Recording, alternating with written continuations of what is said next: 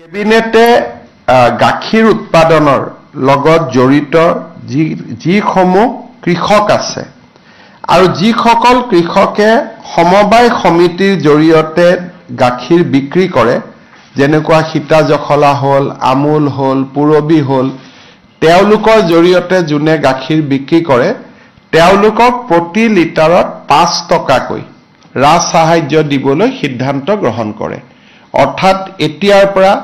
সীতা জখলা যিসকলে গাখীৰ দিয়ে কন্যকাত যিসকলে গাখীৰ দিয়ে বা আমুল ইমুল আৰু ওয়ামুলত যিসকলে পুৰবিত গাখীৰ দিয়ে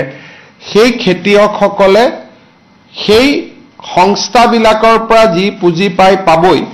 অতিৰিক্তভাৱে অসম চৰকাৰৰ পৰা প্ৰতি লিটাৰত 5 টকা ৰাজ সাহায্য লাভ কৰিব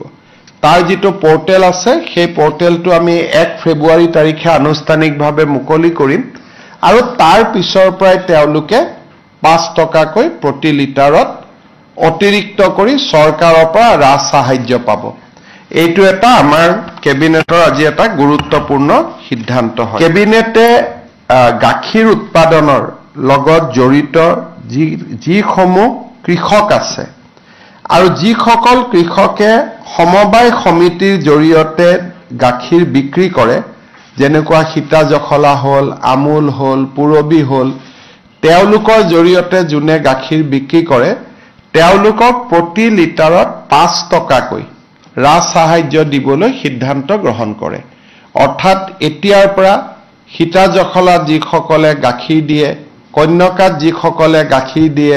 বা আমুল ইমুল আৰু ওয়ামুলত যিসকলে পুৰবিত গাখীৰ দিয়ে সেই খেতিয়কসকলে সেই সংস্থাবিলাকৰ পৰা যি পুঁজি পাবই অতিৰিক্তভাৱে অসম চৰকাৰৰ পৰা প্ৰতি লিটাৰত 5 টকা ৰাজ সাহায্য লাভ কৰিব